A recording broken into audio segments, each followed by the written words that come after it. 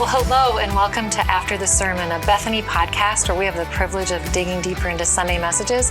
I'm Tami and today I'm joined with Pastor Steve Musto and Tylor Fisher, one of our elders here at Bethany. We are in a series of peace. Crazy that we're already in week 3.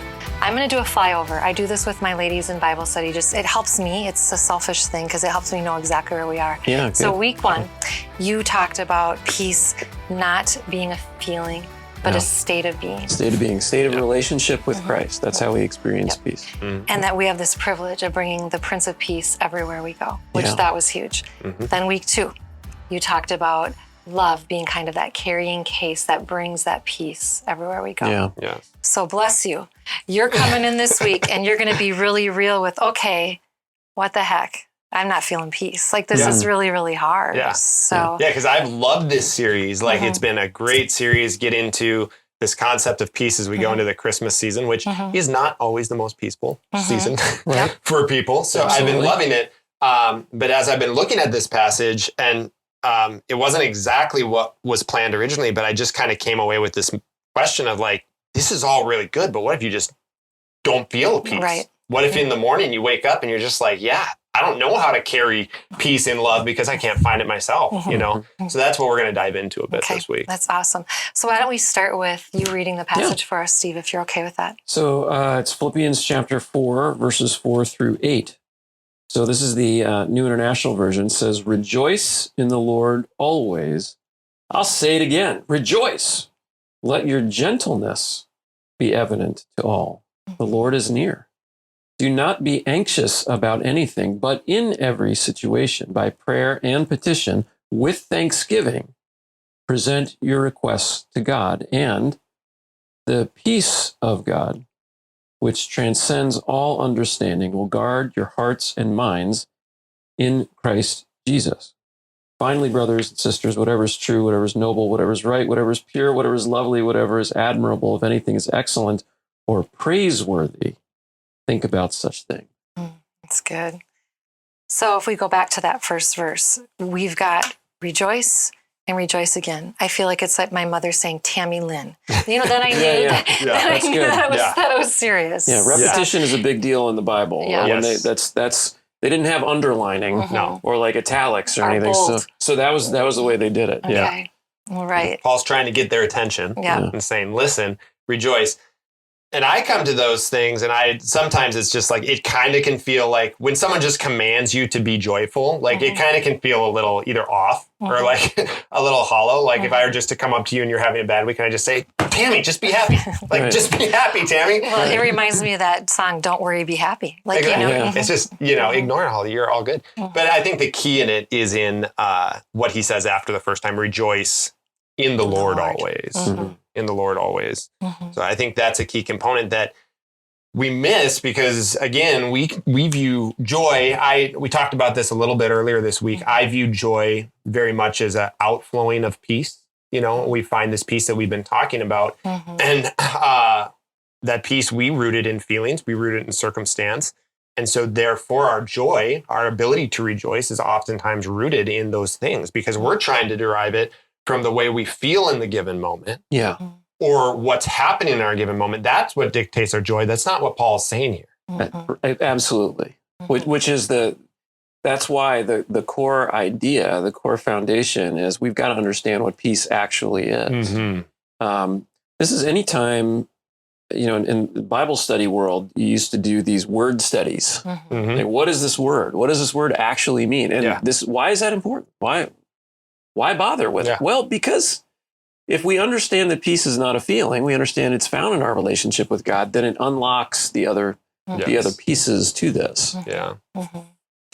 So I don't know, this might be crazy, and so I want you guys to challenge me, but the verse I want to find it talking about our hearts and our minds being guarded. I think of, so let me find the verse because I want to make sure I get it right. Verse 7. Verse 7. And the peace of God, which surpasses all understanding, will guard your hearts and your minds. Just thinking our hearts and our minds are what we feel and what we do, but that has to come first. We have to have the Lord guarding that. So, So that is, like, I don't know about you guys, when I think about that, what I think about is that does have the ability to change my feelings, to guard my feelings, to protect my feelings.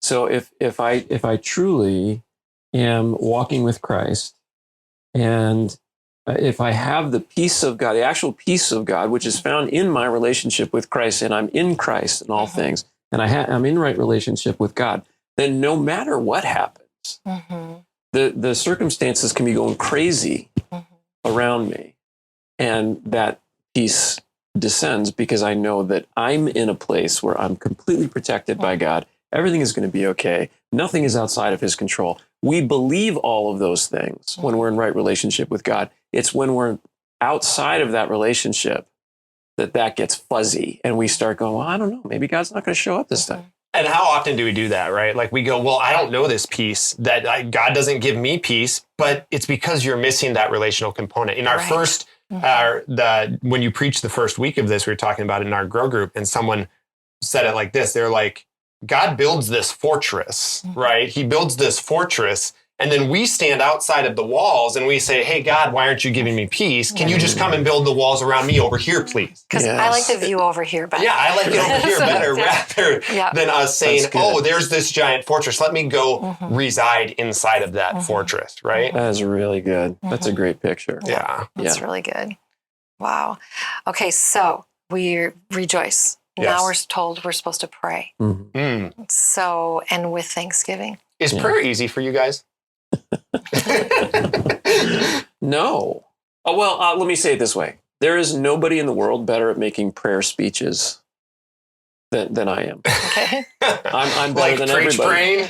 Yeah. Well, no, speech praying to God, like just going through this whole thing and making sure I'm saying the words correctly and just listing out all this and then getting down and being, oh man, this is great. And then kind of walking away.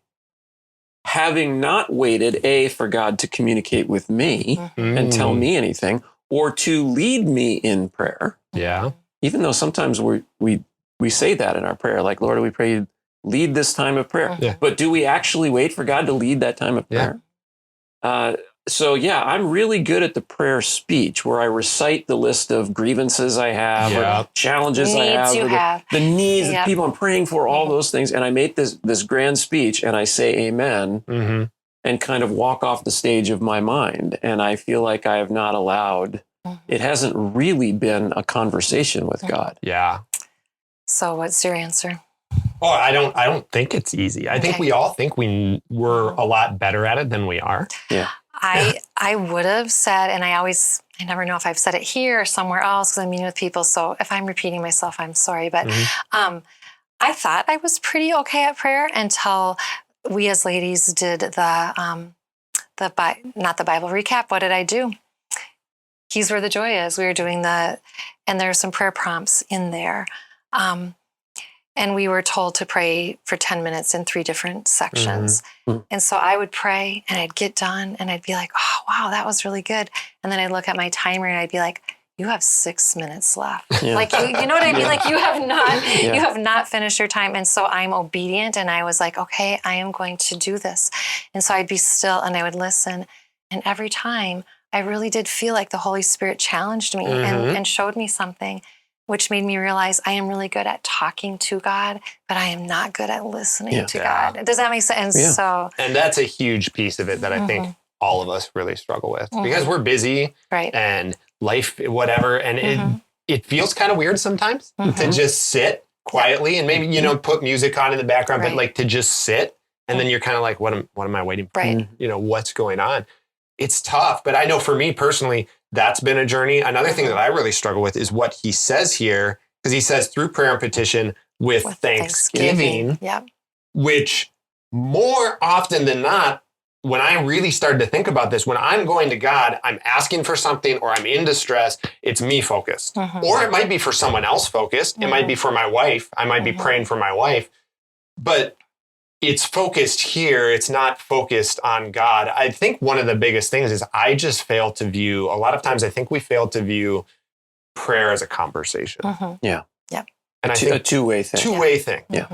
And we short ourselves a lot of what needs to be done in prayer because we just view it as a one-sided vending machine. And we don't see it as the gift that it really is for us to have. The with thanksgiving, the important part of that for me in prayer is it is really hard when couples are arguing with each other. One of the things I will say is try to have an argument like this. Just sit together and put your hands up and try to have this argument. And it's almost impossible to do because you feel ridiculous. So you mean like just literally turn your palms up like this. This is submission. Okay. And so if you are really in an intense conversation with someone, to be in a place of submission, your body responds actively. And to try to be like aggressive is almost impossible.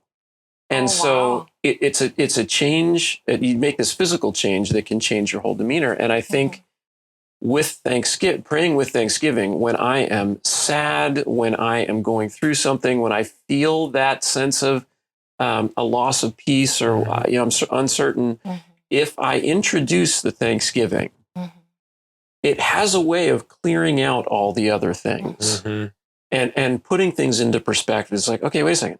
Are you sitting in a warm place right now? Did you have lunch today? Did you have a meal? Does your family love you? Do you have all these things just bringing up that clarify what you're really going through, and it makes that feel so much smaller. In the same way that whatever this argument we're having when we do this kind of makes it feel silly. The thing we're arguing about. Oh, that's interesting. Yeah, that's really good. Yeah. So I know just the gift of being able to talk to the Lord. I have had an interesting couple of weeks, and I have a dear friend that because of what I'm doing right now and her world being busy, grandchildren and a project that she's working on, we've not been able to connect with one another. So Monday I called her. I decided I don't like sitting in the middle because I don't know which one of you, I don't know which one I'm supposed to look at. But I was able to talk to her Monday and just share my heart with her. And in being able to talk to her, I felt myself feel better. But if I use a friend as opposed to this gift of prayer that God has given me, I have to wait for both of our schedules to be cleared. Both of us have children that still need us at home. We both are grandparents. And so you've got the needs of your adult children and those children, our husbands home from work. And so it just felt like this. I was so happy to talk to her, but I felt the Holy Spirit say, but you could talk to me always. Does that? And so I think I was really challenged. And as we're studying this and the gift of just being able to, at 4 a.m, I can cry out to my God and he hears me. I don't have to wait for him to wake up. Yeah. And I think that's that's such an important part of understanding this. Because I think we all have those people in our lives. Like for me, it's my wife, it might be a spouse, it might be a really good friend, it might be a family member. We have those people that for whatever reason, you just feel better after you talk to them. And the circumstance, the situation, nothing changes. Normally, they might have some good advice for you. They might tell you where you're wrong in the situation or you're seeing something wrong, but the situation doesn't change. But suddenly you talk about it and you just feel like, okay, I can do this. Like I can handle this. And God is that. He wants to be that for all of us. I think, I wonder what prevents us from having that with God. I think some of it is this conversational piece, but I think there's also a piece internally of, there's a sense of vulnerability you have to be able to get to do that. You have to get to a point in a relationship with someone that I can go to them and know I can air my grievances, my fears, my failures, all of these things, and they're still going to love me. They're still going to love me, and I can trust what they're going to tell me.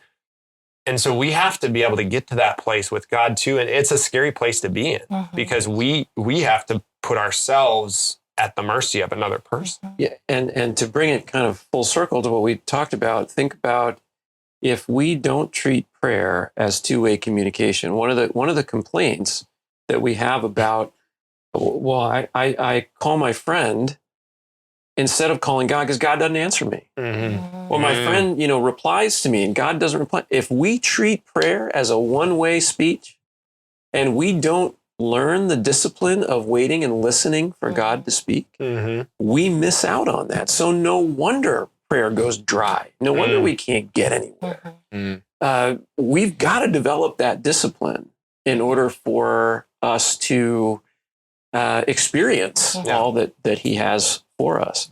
And Tami, with with respect to your friend, who I'm sure is wonderful and very wise, if they're the most wise person in the world, man's wisdom is folly to God. So what kind of advisor do we really want? Don't we really want the God of the universe? And I'm glad that you went there, because I was thinking that too. I mean, I had a situation where there was something going on, and I had two friends giving very different advice. Yeah. What do you do? What do you do with that? Yeah. And so we do. I love that you're going to use the expert, that we get to go to the expert in all things, not just the expert in raising children or the expert in marriage, but the expert of all things. He always has the right answer. Always. Yeah. Right. Always. So that's good. So are you feeling excited about this message on Sunday? I am. I'm very excited about it. I've been sitting in this book for like the last month. And as I was beginning to write it, God started to pull out these things he wanted me to talk about in kind of this different angle. Part of me was like, I don't know if I'm the person that should be preaching this, because I'm like a glass 3/4 full kind of guy. I'm just like, I'm like happy. I can't tell you the number of times like David or someone else I'm like, it's fine. It'll be fine. I'm fine. He's like, no, it's not fine. Like, we need to do it. It'll be fine. Like, that's just how, I mean, you knew me when I was a kid. I know. I love your analogies of when you were a child. So it is fun that we have that. But yes, you were a happy little Thai guy, just in your imaginary world, doing your imaginary things. Living life. Yeah. But I have a lot of people in my life who sometimes struggle to find joy. And so I've been able to talk to a lot of them and have them kind of help me with this. And I'm excited about it, because I think there's a truth here. It's the flip side. It's a little bit of that like unanswered question we have to answer, right? Because we can talk about joy. We can talk about peace. We can talk about all these things. Sometimes you read Paul and it's just like, I was having this conversation with someone in third place. They're like, I don't know what to do with Paul and with the New Testament sometimes, because the Romans passage, Romans 12, you were preaching last week, it's like, it's this list of like 20 things that I need to try and do. And how am I supposed to do that? Right. And, it's this little bit of a tension we have sometimes when we get to these passages. And so I think it's really good for us to step back and just say, this is something we're all feeling. Let's talk about this for a little bit. Yeah. So I know we've talked before that our faith is even a gift. It doesn't sound like joy is a gift. It sounds like joy is there for all of us. Is that true? I mean, what do you think of that? Well, it's fruit of the Spirit.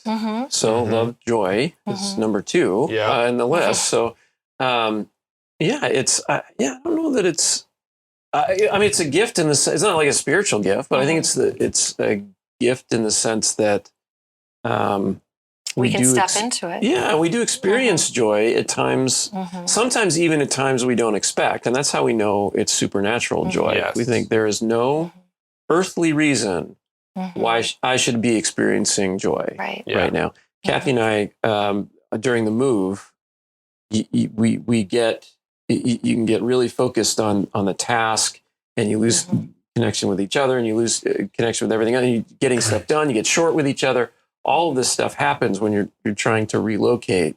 And we kept saying to each other, let's remember to find joy. Oh, that's good. Let's look for the joy in these little things. And often what joy was, this is going to be so great when it's over. Like that was the joy. If that's just the sum total of the joy, then that's okay too. No, that's good. Did you get your floor done last night? I didn't get it done, but I got it started. That's good. So that was the major part. Oh, that's very, very good. So you are going to talk about things that are shining bright in our life. I'm looking at my list. How bright is the world in our lives right now, as opposed to the Lord in our lives? Yeah. Because that verse 8 that he kind of ends it with and says, finally, dwell on these things, right? So I think when we try to answer this question of why am I maybe not feeling joy? Why am I struggling to find these things? The inevitable thing we have to confront is, are the things in our lives brighter than Jesus? Because where we find peace, where we find joy, it's a state of being in relationship with Jesus. We find this in God. It says the peace of God will protect you. It has nothing to do with me. So if we're struggling to find this, are we resting? Are we filling our minds with these things that Paul lists, with the things that are good and pure and just? So I think that's a question that we all need to ask more often than we probably do, is how bright is, if we're struggling with this, are we focused more on the things of the world or the stressors or our circumstances? Are we focused on the things around us? Or are we focused on Jesus? And kind of talking about how maybe we can do those things a little bit more together than what we think. Because sometimes people feel like they have to be very separate. Like some people think, I got to have my Jesus time over here, and we have Sunday and we do this, and then I have this stuff over here. And those two worlds need to intermingle a lot more in every moment of our lives than I think most of us are used to doing. Yes. I read this, and what jumps out at me every time I read it, but as we're talking about peace especially, is, nothing in the Bible is there by accident. Nothing is coincidence. Certainly, as Paul is writing, it's not the lists of things are not in some coincidental order. Yeah. And what he starts with is whatever is true. Yeah. Because how can you be expected to have any kind of joy, real, lasting, authentic, godly joy, or peace that is more than just a passing feeling? Yeah.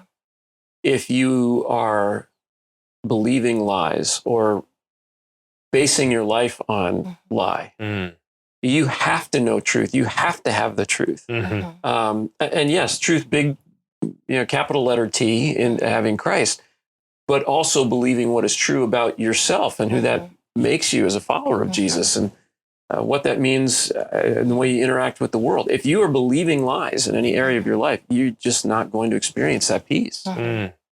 That's so true. We are working on a study for February, and we're starting with that shalom that happened in the garden and how we are working towards that when Christ returns.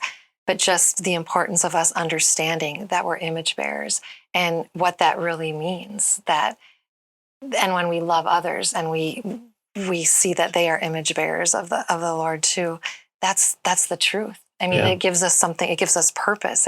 We are here to serve the Lord and love others, and that's a truth that brings joy, knowing that you have a purpose in your life. Absolutely. So well, so we're told to pray. And so here's a girl group question. If God already knows what we're thinking, why do we even need to take things to him? That is a good question. That is a really good question.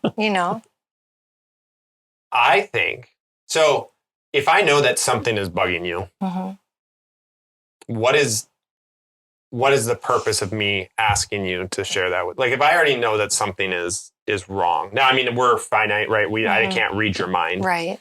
So, but I know. Oh, I know where you're going. This is going to be good. Go for it, Ty. So I know when something's bugging Tiffany. And a lot of times I know what is bugging her. A lot of times it's our kids, or, there might be something else going on. I could choose to just say, it's going to be all right, Tami, don't worry about it, and just move on. But again, there's a relational component that happens. There's a heart attitude that happens in the sharing of these things. And God already knows what's on our heart. God knows what's on our mind. But there's something important that happens in us to be able to give that to him in speaking it. There's power in words. There's power in thought. There's power in that. And I think and please jump in if you have something to share with this, but there's a spiritual component that happens inside of us when we say to God, this is hard. Sometimes even saying the things that are hard for us to deal with what is happening here. Saying, God, I'm struggling with this. I don't know what's going to happen here. There's something that happens in a vulnerability that happens in us doing that allows those things to clear away and allows God to take control of it. Because I personally believe, and you can do it. I think you can do it mentally. You don't always have to verbally speak the words.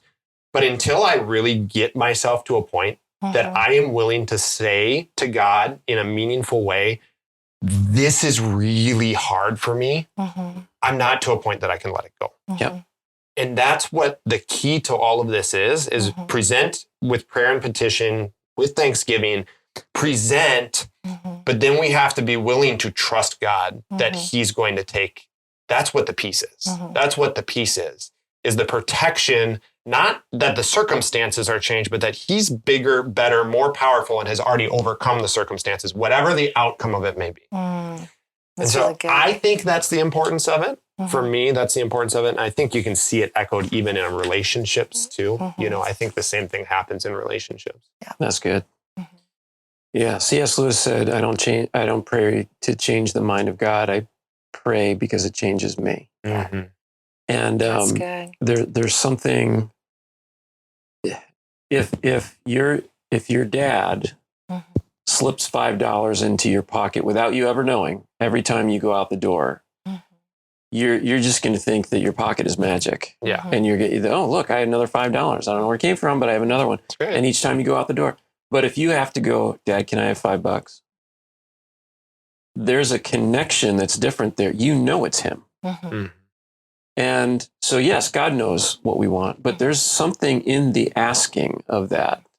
There's something in that changes us in the asking of that and being able to talk about it. It is why Jesus told us to pray, may your will be done on earth as it is in heaven. Only your will, God. And then in the Garden of Gethsemane, he prays again, not my will, your will be done. May it be your will. Because what prayer does is it aligns us with the will of God. And the will of God is exactly what we would choose for ourselves if we knew everything that God knows. Yes. Yeah. And so we have to put ourselves in a place where we want God's will more than we want this thing. When I was praying about coming to Bethany, I said, God, I love this church. I would love to come and be one of the pastors here. And it'd be so exciting. But we had to finish every prayer with, but not my will. If that is not what you want for that church or for us, that's okay too. Because as much as I want that, what I want more is your will for my life. Sometimes, most of the time I meant it when I prayed it. Sometimes I had to say, and I know right now it's hard for me to mean that. Yeah. But by praying this, I am again bringing myself into alignment with your will and reminding myself that I'm following you, you're not following me. That's really good. So when you started sharing and you said, why would I ask you? You went off on a beautiful tangent and my brain went somewhere else. So I'm wondering if there's just multi-facets to the gift of prayer. Yeah. If you already know and you say, hey, Tam, how was your day? You're showing me that you care about me and you're taking time out of your life to invest in me. We have a Father that says, how was your day? I want to know. Talk to me. Yeah. And so I just think there's just like so many dimensions to the gift of prayer that we don't even understand. Well, and that's a beautiful aspect of the two-sided relational part that we often forget. We view God as this almighty force standing up, manipulating the world, and it's bad word, but doing all these things, and he's just this power that we draw on. A lot of times we forget that he wants us. He wants relationship with us. That's the whole reason he sent his son. He desires to be in relationship with us, and we neglect him. We neglect. It's like if you had a friend, that just don't ever call him. Don't ever, you neglect him. But then when we really need something, we call him up and we say, hey, will you help me out with this thing? Really. We're moving tomorrow. Help us. No, that's good. So in verse 7, because we're talking about peace, there's that peace that passes all understanding. Curious, can you guys give an example where you experience that peace that just doesn't make sense in the midst of a storm? And I probably should have asked you before we started so you had time to think. So, I mean, the one that comes to my mind immediately, mostly because it's the most, and I feel like I've talked a lot about this, but because it's the most recent and traumatic event in my life, is when everything that was going on with my mom. When she had her stroke. And for a while, we didn't know if she would live. We didn't know if she would come out of the coma. We didn't know what the long-term implications would be. And even through all of that, even though there was stress and there was tears and there was, a lot of hard, through the whole thing, there was a unexplainable peace in security that regardless of what happened in this world, it was going to be okay. No matter what we faced, no matter what the outcome would be, whether she was taken to heaven or spent the rest of her, couldn't talk anymore or whatever it would be, we'd figure it out and it'd be okay, because it wasn't rooted in lies. It was rooted in truth, right? It was rooted in the security of God. Yeah. And so that's the one for me. That really stands out. Yeah. Do you know how infuriating that can be? I mean, from the standpoint of people looking at other people in a circumstance that has everybody stressed out. Mm-hmm. And they're looking at one person sitting in a solitary place, being very calm, very collected, all is well. That's infuriating. Mm-hmm. And so for people who either don't have a relationship with Christ at all or don't have that relationship with Christ, they can get angry about that. Mm. Oh, wow. Why aren't you freaking out? You must not love mom. Yeah. If you're not freaking out. Oh, that's true. We're going to face this. When this is one of the things we don't think about with peace. When we have that peace, when we have that calm, the world is not going to like that very much. Jesus because it shows their discrepancy of what they don't have. Yeah, Jesus standing in front of Pilate, and Pilate saying, "Don't you know what I can do to you?" And Jesus saying, you wouldn't have any authority over me whatsoever if it weren't given to you from above. I'm secure. Yeah. And who's in charge of this whole thing? You think you're in charge? You're nuts. Yeah. So it's just something, as you were saying that, I was like, oh, that could be infuriating to people. No wonder people get angry. I think the one that I'm thinking about is about 3.5 years ago, God said, your ministry here at this church is done. It's time to turn the reins over to someone else. And said, God, we want to be obedient. That's great. What's next? And he said, well, I'll tell you, but I want you to do this first. You need to go and you need to resign. And okay, so you do the step of faith, and then you wait. And it's not natural to feel a sense from the Lord of it's not natural to feel peace in those moments when you should not feel peace. It is very natural when you think about who God is and what he wants to do for you. So the moments we didn't feel peace over 3 years was when we were grabbing back control from God or letting fear and worry, when we were believing lies. We weren't resting in truth. So back to that truth part. Yeah. And so God said to us very early on, I've got this, it's going to be okay. And that's when we determined we are choosing God's plan A. We don't want what he's going to allow. We want the thing that he wants for us. Because whatever that is, we have the sense he's really excited for us about that thing. So, that's and over the 3 years, it just kept popping up every time. It's okay. It's okay. Okay. Well, so I know there are some that are listening going, how did you know God was asking you that? So that could be another whole podcast, how we really do, how we hear the voice of God that way. Yeah. I think for me, because, we always have those big ones, like your mom's accident. So I always try to come up with something now.